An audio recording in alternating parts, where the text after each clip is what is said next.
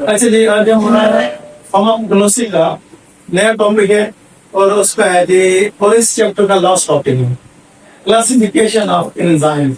हमने एंजाइम्स वाला chapter start किया हुआ है, तो आज एक पता है कि एंजाइम्स को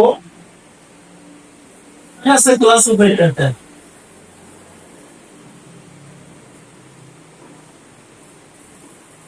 ठीक है, किस तरह एंजाइम के डिफरेंट क्लासेस बनाते हैं, लेकिन उसको ना इसकी क्लासिफिकेशन क्या दो तरीके हैं।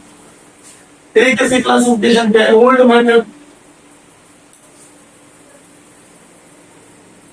और दूसरा है न्यू मेथड।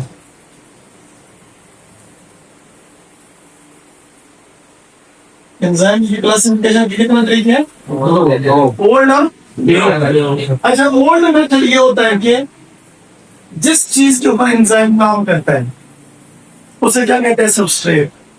ये ना एंजाइम जिस चीज के ऊपर काम करता है ये है जी सबस्ट्रेट। हम बताया ना कि एंजाइम जिसके ऊपर काम करता है तो क्या कहता है, सबस्ट्रेट। अच्छा, इसके ऊपर क्या एंजाइम्स आके काम करता है अपना, और इसको किस में कन्वर्ट कर देते हैं, प्रोडक्ट। तो इस सबस्ट्रेट के एंड पे क्या लगा देते हैं, एज। इस एंड पे लगा था ना, यहाँ पहले सबस्ट्रेट का नाम होगा, किसका, सबस्ट्रेट। वो सबस्ट्रेट जिसके ऊपर क्या कर रहा है, एंजाइम कर रहा है, काम कर रहा है, उसके एंड पे क्या लगाएंगे, एज। तो इसका मतलब है इसका जो सुफिक्स होगा ला का एंड वाला बाद है, सबस्ट्रेट जिसके ऊपर एंजाइम काम करता है उस सबस्ट्रेट के एंड पे हम एज लगा देते हैं, तो उसका एक ये ओल्ड मेथड था। क्या था ये, ओल्ड मेथड। यानी जिस के ऊपर एंजाइम काम करे उसे कहते हैं सबस्ट्रेट।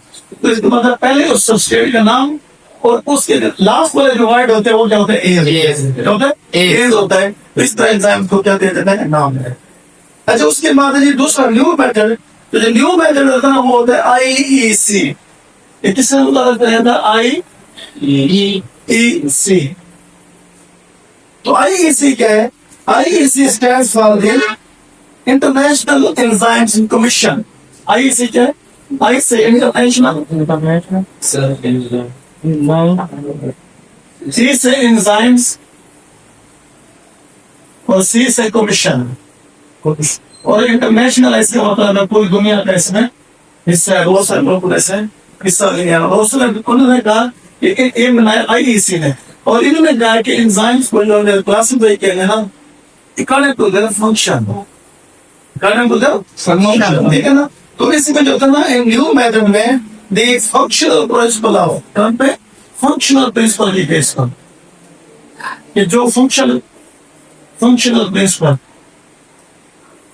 मेन जो फंक्शन है, मेन क्या फंक्शन है उस, और कौन सा प्रिंसिपल है, कौन सा तरीका है जिसके मुताबिक एंजाइम काम करता है, उस तरीके से इसको क्लासिफाई किया जाए। और उसके भी जो फंक्शन ये करेगा, जो क्या करेगा, ये एंजाइम क्या करेगा, जो भी फंक्शन, बेसिक फंक्शन करेगा, उस फंक्शन के एंड पे क्या लगा हो, एज है।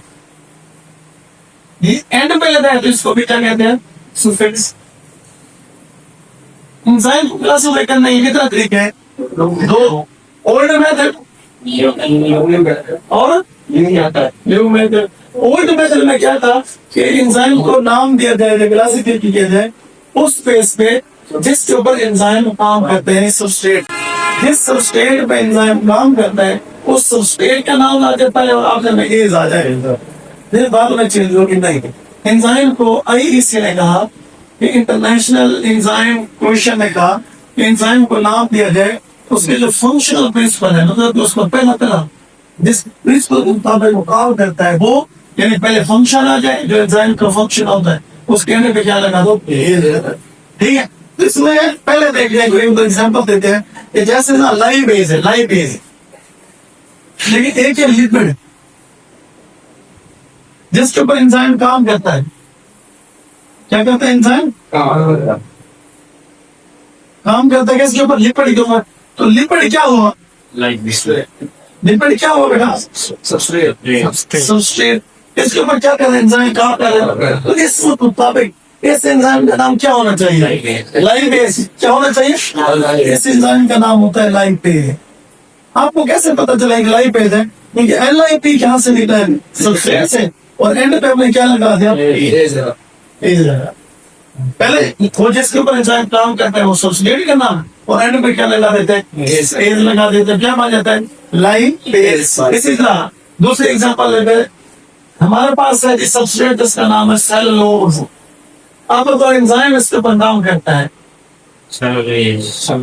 तो इस एंजाइम का नाम क्या होना चाहिए? क्योंकि ये काम कर रहे किसके ऊपर? सेलुलोज है। सेलुलोज में इसका नाम होगा सेलुलोज। तो ये लेज एंजाइम को शो कर रहा है, और जिसके ऊपर काम कर रहा है वो क्या है? सेलुलोज।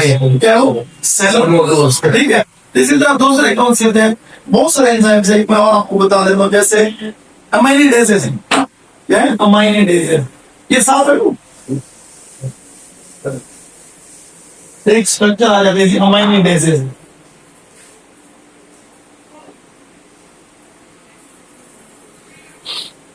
ठीक है।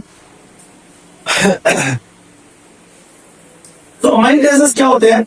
इसमें ना दो है, आर्जिनेजेस और यूरिएजेस।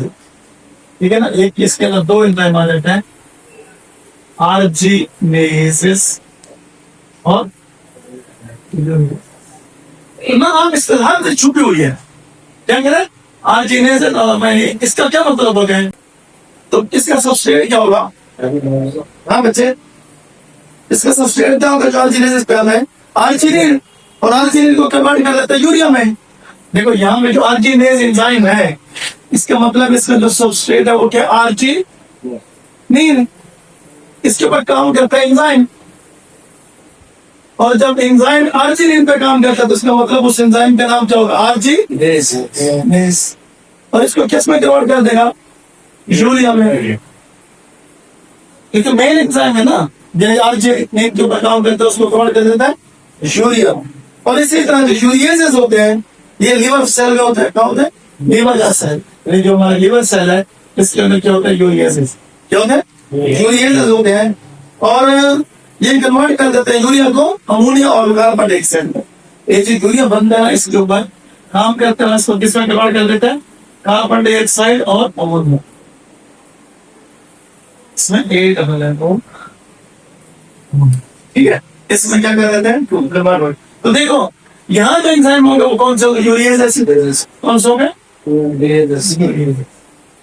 तो कितने एंजाइम्स हैं जो यहाँ अमाइलेडेज क्लास में आते हैं? अमाइलेडेज ग्रुप में आते हैं दो खाल के एंजाइम। कौन कौन से? आर्जिनेज। इसका मतलब ये स्टेप 2 इसमें मुकम्मल होता है। एंड पे जाके क्या बनते हैं? अमोनिया और कार्बन डाइऑक्साइड। क्या बनता है? अमोनिया और कार्बन डाइऑक्साइड। इसका मतलब स्टेप 1 में, स्टेप 1 हो गया ना, उसके अंदर कौन सा सबस्ट्रेट है? आर्जिनिन। और आर्जिनिन में क्या बनता है? आर्जिनिन किस चीज में कन्वर्ट हो जाता है? यूरिया में। और एंजाइम का नाम क्या होता है? Arginase.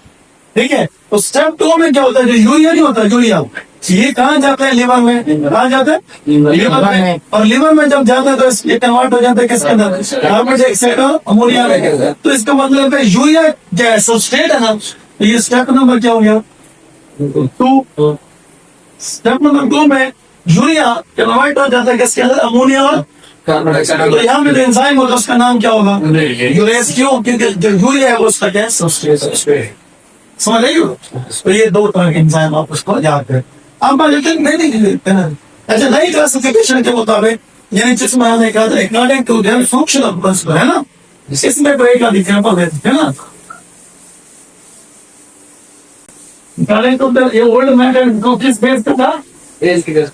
On the basis of the substrate. अब न्यू मेथड है on according to the functional principle. तो कोई मिसाल देते हैं, कौन सा एंजाइम है जिसको हमने नाम दिया उसके फंक्शन के हिसाब से, इसके हिसाब से फंक्शन के हिसाब से। तो डी हाइड्रोजिनेज कौन सा एंजाइम?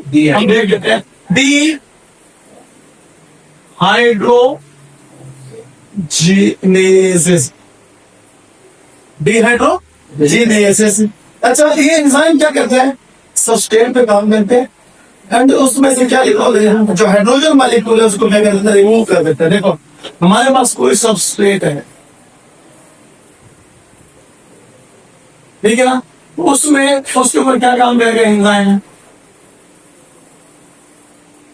लेकिन अगर वो सबस्ट्रेट कन्वर्ट हो जाएगा प्रोडक्ट में, किसमें? प्रोडक्ट में। सबस्ट्रेट हमेशा जब एंजाइम काम करता है सबस्ट्रेट कन्वर्ट हो जाता है प्रोडक्ट। लेकिन यहाँ एंजाइम का नाम सबस्ट्रेट के नाम पे नहीं है। यहाँ में एंजाइम ने क्या काम किया, यहाँ सबस्ट्रेट से क्या निकाल दी? हाइड्रोजन। हाइड्रोजन क्या करते? रिमूव।